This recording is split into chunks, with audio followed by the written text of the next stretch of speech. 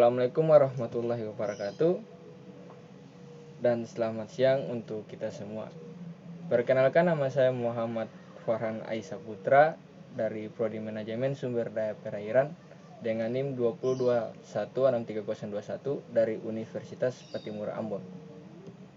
Tujuan saya untuk membuat video ini sebagaimana untuk mempresentasikan hasil makalah saya untuk memenuhi tugas oceanografik.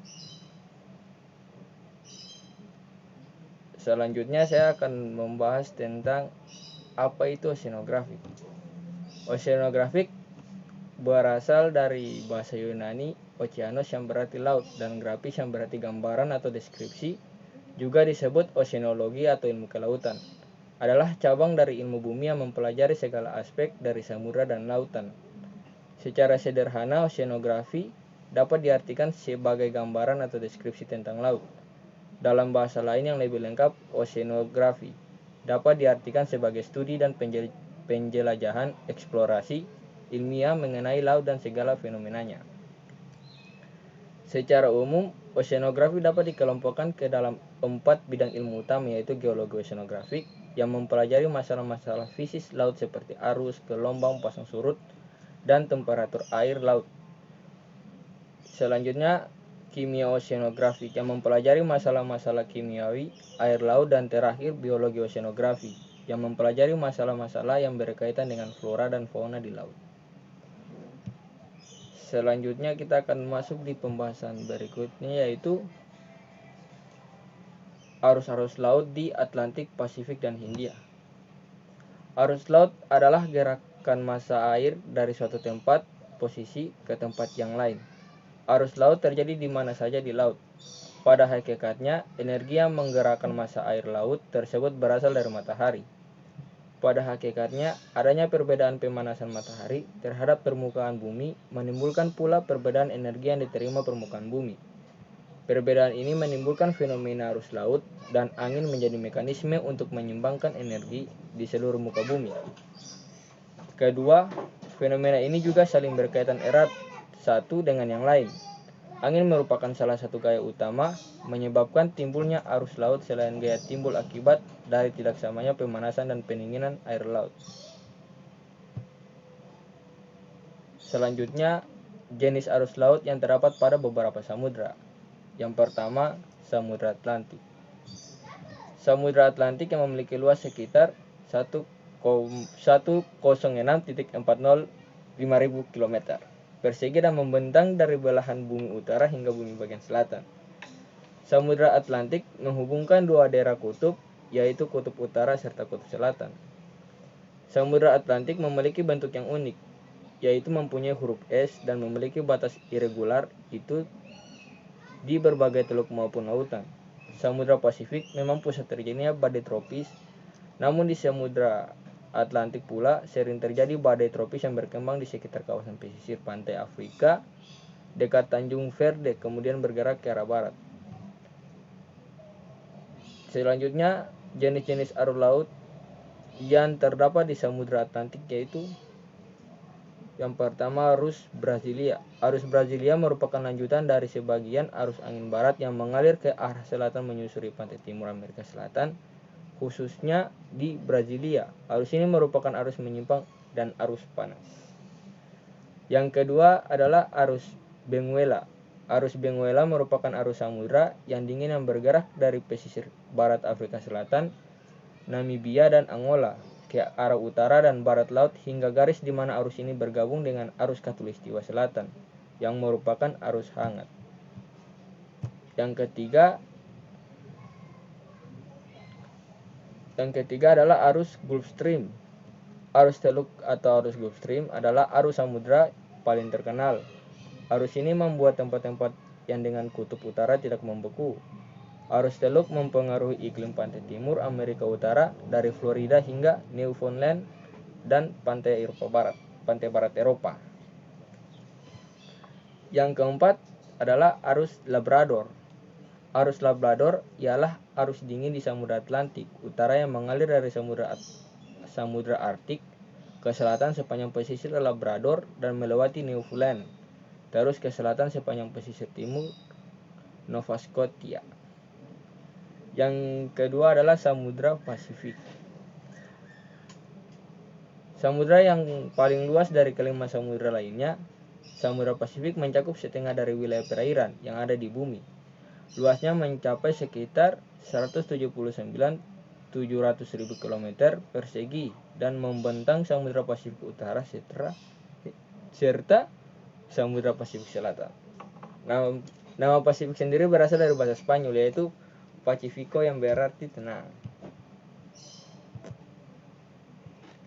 Selanjutnya jenis-jenis arus laut yang terdapat di Samudra Pasifik.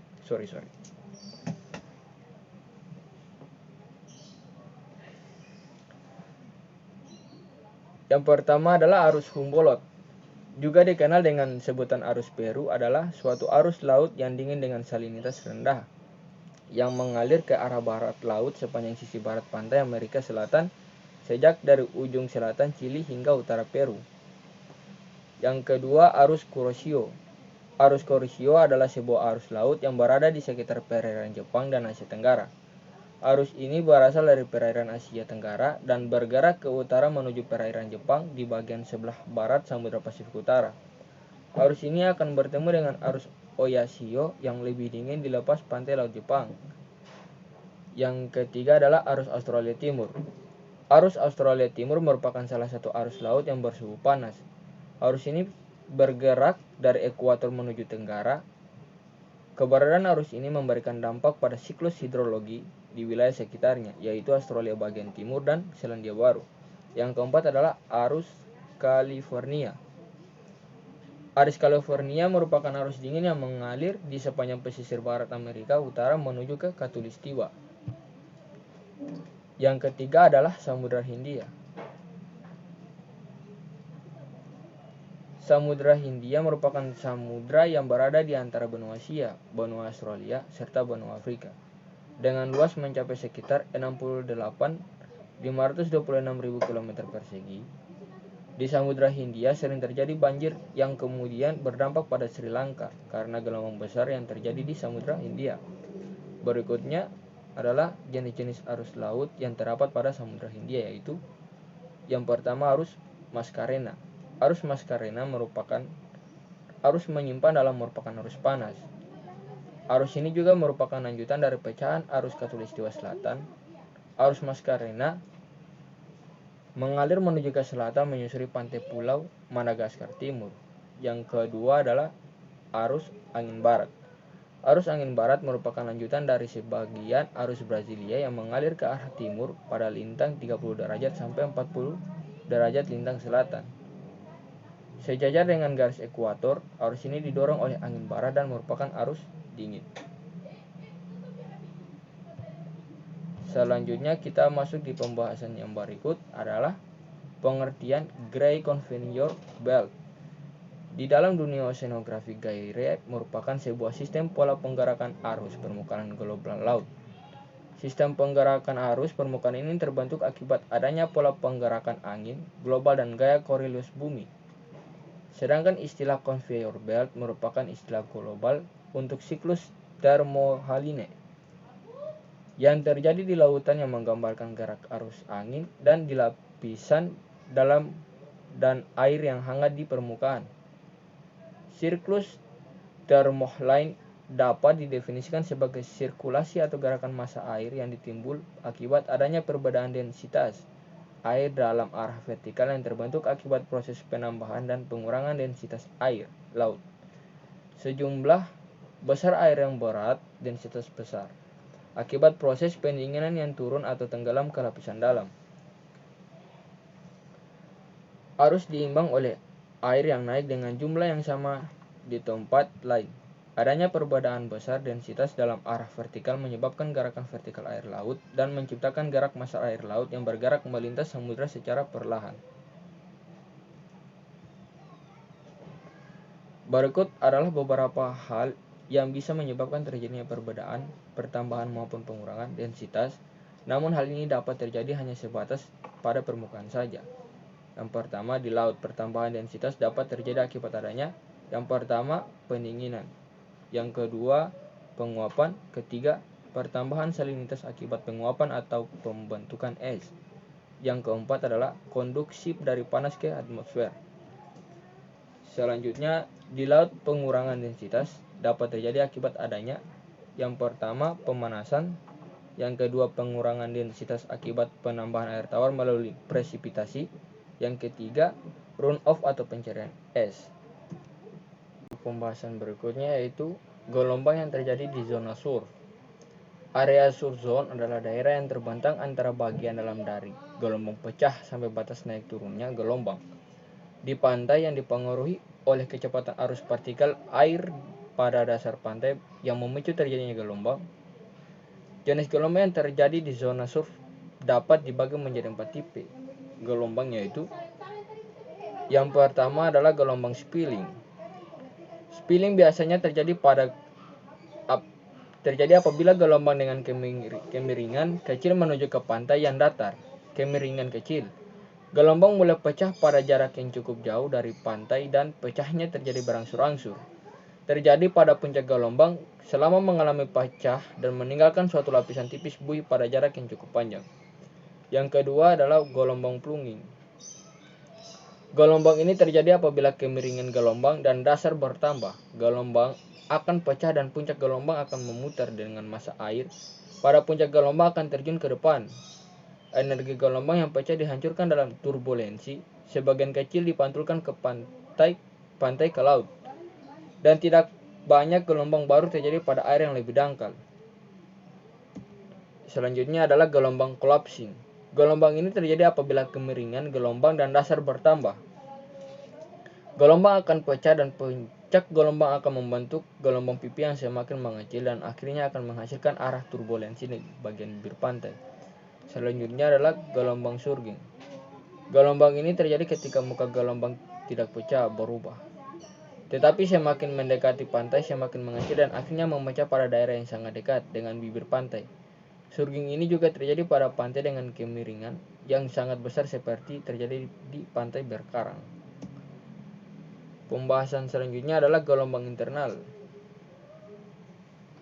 Gelombang internal adalah gelombang yang terjadi di bawah permukaan laut sehingga tidak teramati secara kasat mata. Keberadaan gelombang internal disebabkan oleh perbedaan rapat massa air laut di setiap lapisan. Sama seperti gelombang permukaan air yang merupakan gelombang pada batas antara dua fluida dengan rapat massa yang berbeda, yaitu air dan udara. Gelombang internal merupakan gelombang pada batas antara dua lapisan air dengan rapat massa berbeda. Dalam penelitian ini, diturunkan persamaan gerak gelombang internal pada laut dalam untuk aliran yang tidak tunak. Secara khusus, dikaji gelombang soliter internal, yaitu gelombang internal yang merambat tanpa mengalami perubahan bentuk dan kecepatan. Gelombang soliter internal terdeteksi melalui pola gerak terang yang teratur di permukaan laut. Penurunan persamaan gerak gelombang internal dilakukan dengan menggunakan formulasi Lagrange. Penurunan ini bermula dari persamaan dasar fluida ideal untuk aliran yang tidak tunak yang diformulasikan dalam peubah Lagrange. Dengan menggunakan metode asimptotik, pada orde yang terendah diperoleh persamaan menjamin ono atau BO untuk kedalaman yang cukup besar. Selanjutnya dibahas penyelesaian persamaan BO dalam bentuk khusus, yaitu yang berupa gelombang soliter. Rumusan gelombang soliter persamaan BO digunakan untuk mengkaji gerak gelombang soliter pada fluida dua lapisan untuk laut dalam.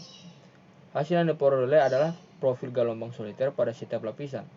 Gelombang soliter internal yang memiliki amplitude terbesar dicapai pada batasan antara kedua lapisan fluida, sedangkan di permukaan gelombang itu dia relatif kecil. Selanjutnya adalah riwayat hidup gelombang. Gelombang lahir di laut lepas akibat adanya gesekan angin atau fetch, serta dipengaruhi oleh gaya gravitasi yang diasumsikan memiliki arah dan kecepatan angin yang relatif konstan, dan juga membuat penggerakan air tidak seimbang karena tiupan angin di permukaan yang menumpuk propagasi. Kemudian tumpukan itu menyebar ke segala arah atau dispersal.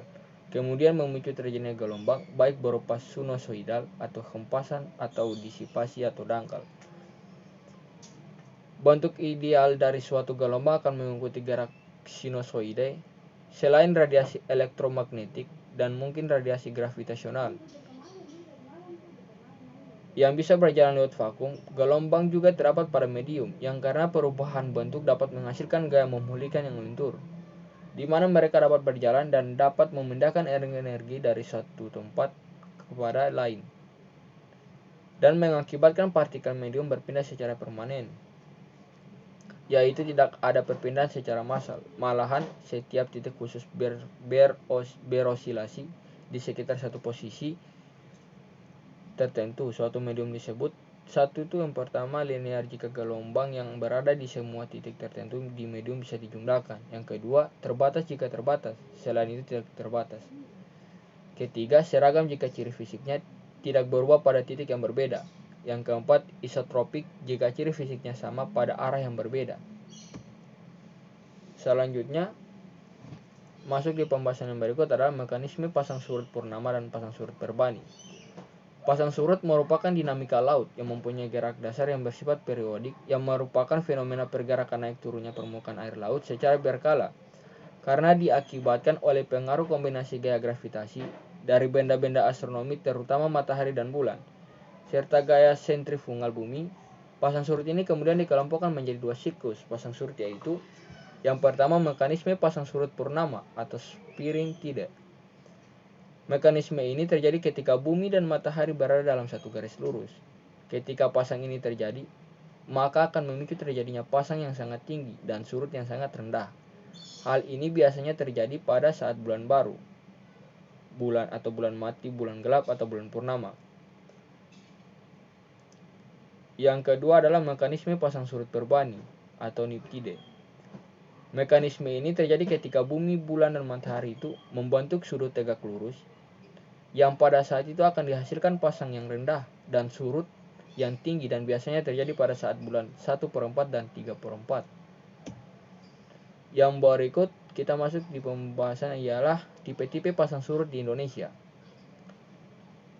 Tipe pasang surut ditentukan oleh frekuensi air pasang dengan surut. Setiap harinya hal ini disebabkan karena adanya perbedaan respon setiap lokasi terhadap gaya pembangkit pasang surut.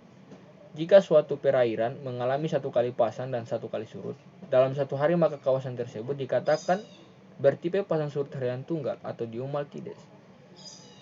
Jika terjadi dua kali pasang dan dua kali surut dalam sehari, maka tipe pasutnya disebut tipe harian ganda, semidiurnal tides.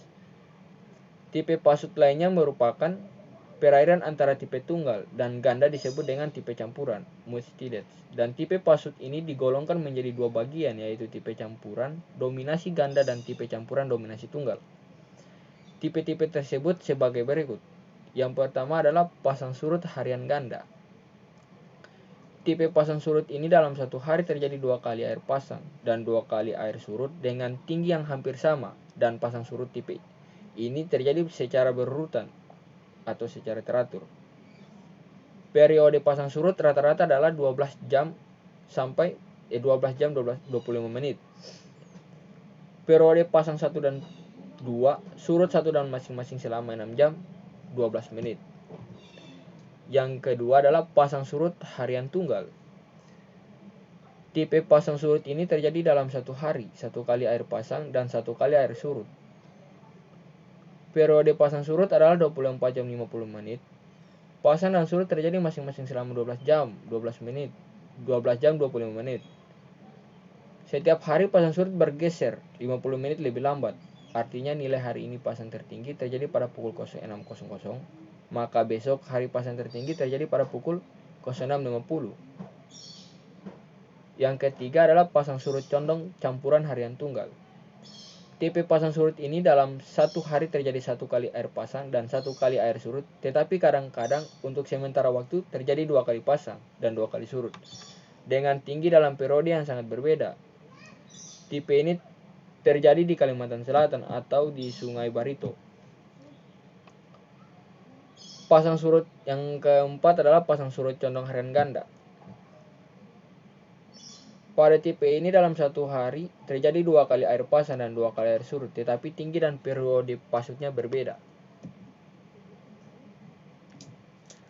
Yang berikutnya adalah cara mengukur pasang surut dengan menggunakan metode Admiralty. Tipe pasang surut dapat diketahui dengan pasti dengan cara mendapatkan bilangan atau konstanta pasang surut, atau F dihitung dengan menggunakan metode Admiralty yang merupakan perbandingan jumlah amplitudo komponen diurnal terhadap amplitudo komponen semi-diurnal yang dinyatakan dengan F sama dengan AK1 tambah AO1 per AM2 tambah AS2, di mana AK1 adalah amplitudo komponen pasang surut tunggal utama yang disebabkan oleh gaya tarik bulan dan matahari. Sedangkan AO1 adalah amplitudo komponen pasang surut tunggal utama yang disebabkan oleh gaya tarik bulan. Sedangkan AM1 adalah amplitudo komponen pasang surut ganda yang disebabkan oleh gaya tarik bulan. Yang terakhir, AS2, amplitudo komponen pasang surut ganda utama yang disebabkan oleh gaya tarik matahari. Yang berikutnya adalah mekanisme evolusi pantai dan terminologi pantai. Mekanisme evolusi pantai digolongkan ke dalam beberapa tipe, yaitu pertama, pantai landi. Pantai yang permukaannya datar, contoh pantai jenis ini adalah pantai mangrove, pantai pasir, dan pantai estuari. Yang kedua adalah pantai curam. Pantai curam merupakan jenis pantai yang biasanya bergunung-gunung karena peretakan yang memanjang sejajar pantai dan terkikis ombak yang besar yang membuat terjadinya tebing-tebing curam dan laut dalam. Contohnya pantai selatan Pulau Jawa dan Pulau Sumatera. Yang ketiga adalah pantai bertebing. Pantai bertebing merupakan pantai yang curam di muka tebing karena adanya penggunungan melintang tegak lurus terhadap pantai yang sering terjadi di laut dangkal karena penimbunan hasil permukaan yang disebabkan oleh abrasi atau erosi laut. Yang berikut adalah terminologi pantai. Secara terminologi, pantai juga disebut tepi laut, pesisir, atau perbatasan antara darat dan laut. Ditinjau dari garis pantai, maka pesisir memiliki dua batas, yaitu yang pertama adalah batas sejajar garis pantai atau longshore. Yang kedua adalah batas tegak lurus. Istilah oceanografik dalam kamus oceanografik yaitu coast yang artinya pantai, shore yang artinya pesisir, shoreline yang artinya garis pantai, sedangkan beach artinya pantai. Yang terakhir adalah estuary berdasarkan tipe dan karakteristiknya. Klasifikasi estuary berdasarkan kesetimbangan massa air. Kesetimbangan massa air diklasifikasikan ke dalam 3 tipe, yaitu pertama, estuary positif. Tipe ini terjadi karena adanya penambahan air tawar dari debit sungai, hujan, dan gloter. Dibandingkan penguapan dan pembekuan, aliran densitas pada permukaan yang mengarah ke luar laut lebih ke aliran densitas masuk di bagian dasar estuary sangat cepat. Estuary yang kedua adalah estuary terbalik atau negatif. Estuary ini biasanya ditemukan di daerah genangan karena penguapan penambahan air tawar dari curahan hujan. Tidak ada atau sangat kurang debit aliran sungai, aliran densitas di permukaan lebih lambat dibandingkan dengan darat, dan pembiasaan lebih lambat dibandingkan dengan estuary positif. Yang ketiga adalah estuary inflow. Tingkat penguapan yang terjadi karena masukan debit sungai jadi musim panas dan proses evaporasi mengakibatkan tingginya salinitas arah laut, berperan sebagai penghalang antara interaksi pada aliran dari laut dan darat sehingga pembiasaan pada arahnya cukup lemah terhadap salinitas maksimum. Ya, mungkin itu saja yang hasil presentasi makalah saya. Kurang dan lebihnya saya mohon maaf. Demikian dan terima kasih. Assalamualaikum warahmatullahi wabarakatuh.